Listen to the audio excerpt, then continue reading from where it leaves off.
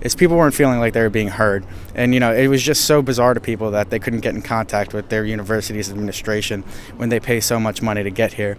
Keep Us Safe to You founder John Mangan, one of several students who organized a safety rally earlier this semester, says the main issue with Temple's leadership is lack of communication. Nobody expected Temple to just stop the crime. We know it's going to happen, but they expected some type of response, and for months there was nothing, and there was just this constant PR cycle. After serving as Temple's president for nearly 2 years, some students say they were not expecting President Jason Wingard to resign so soon. I definitely say I was surprised because, as you know, he's relatively new and he moved here.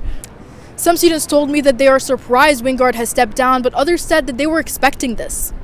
I was not surprised at all. I think he's been facing a lot of backlash, especially after the shooting regarding the Temple police officer and kind of how he handled that whole situation. CLA alum Sydney Badman says that although Wingard joined the university during a tough time, he could have done more. I do think it's kind of a situation of bad timing for him.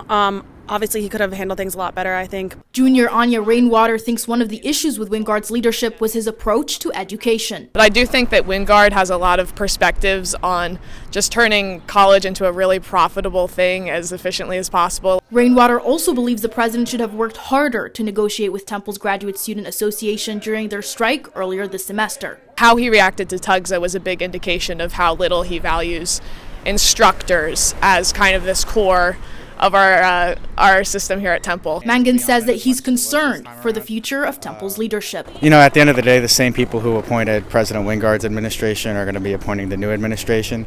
Most students I spoke to say they hope the next president will have a more active presence within the Temple community.